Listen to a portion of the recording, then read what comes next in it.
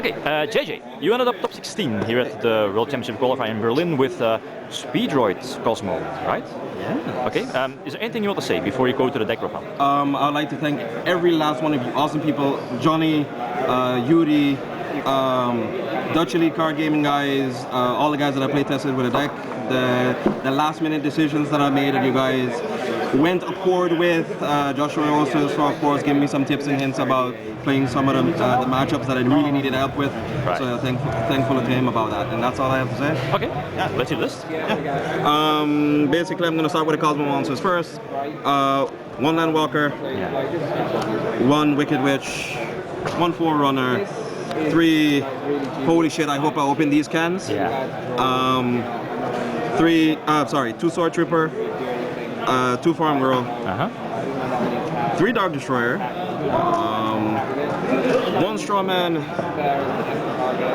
2 Dark Lady, 3 Slip Rider, and Le Piece de Resistance, 3 Terra Top, and 1 Speedroid Tuckaton board. Why the Speedroid?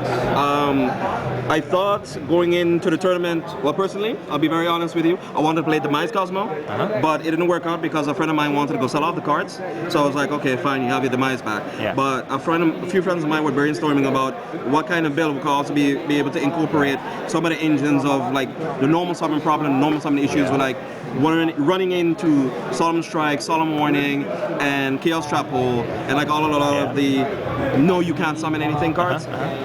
So then this is a free special summon that allows you to go into a rank 3 toolbox that allows you to force back or promote the opponent, which was very good the tournament. Last year. Okay. Awesome. Yep. I'll explain a little bit more of the combos like after the rest of the deck profile, and then that'll be it.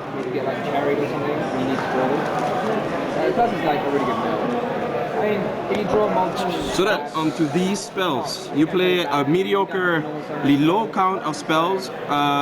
One of the choices that I had in here was like Regeki. You don't necessarily need to play it in here, or personally, there was like very seldom situations where this came up that actually having it main deck helped. So guys, I don't advise you to keep on playing it main deck.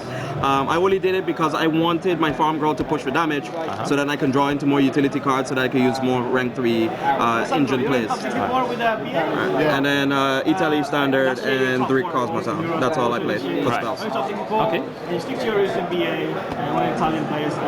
And then for trap lineup, all players optional. 3 or 2 Mojo is always fine. 3 Call the Haunted, I think, and 2 Oasis are usually standard in pure Kozmo list to Demise Kozmo list. Oftentimes Demise Kozmo plays 3 to give them more options for when you discard for tin can and stuff like that. And then I accidentally wrote on my deck list. I accidentally wrote on my deck list 3 strike, so I had to play the 3rd strike. But it actually came up pretty clutch in a lot of my games, having the 3rd strike. But I would actually not play the 3rd one. I wouldn't do it. And then Solemn Warning standard card. It's good against everything. 40 cards, right? 41. 41. Okay. If I place Levy, it's more. And then onto the side. Against Pendulum or pretty standard Chaos Trap Hole for Monarchs. If you go game 2. If you lose that roll and you have to play game 2, it's good. 2 breakthrough skill. I'll get the second one in a minute. 1 common, 1 ultra. Where's the second one? I have no idea, but I played 2. Okay. I played 2. 2 magic deflector. Oh, here's the second one. Hey guy. Right. 2 anti-spell, good against Monarch, good against Demise Kozmo as well. Very good against Demise Kozmo as well, and good against any of the Demise decks that run more spells than Kozmo will. And one of the crappiest cards I ever played in my whole entire life during the tournament is Drowning Mirror Force. It didn't do anything for me the whole entire tournament. It was dead in my extra deck all the time. You could just replace it with just about anything. 2 Flying Sea. 2 Mexi, and 2 Twin Twister. Against Domain, Monarch. 2 Flying Sea, because I do not like Winter Cherries that much. This is good as a 6th card, and if you're playing against BA, they need to Fog Blade their own, the Flying Sea that you gave them, to be able to get rid of it, or Farfa it. So it's a Farfa less, a Fog Blade less on your monsters that you can resolve to do your combo plays. So that's my logic behind that. Monarch, Marageki, and 2 Muscle. Extra? And then to extra deck, I play a small little rank 3 engine. I play 3 batteries, 3 dancers. Yeah, the first, 1 break sword, 1 break sword. 1 Giga Brilliance. I'll explain that in a minute. 1 Turtle Bird, so good, so good. It's bad against Monarch because they can resolve Storm 4 twice because they negate the activation. Ground Pulse, Godlike. F-Zero because you can make it. Really easy in the deck. And Levier to get back all your banished cards, they can use them. And then higher than the level 3s are Volcasaurus, Titanic Galaxy, which would have been a Shark Master, a Shark, the one that can attack directly.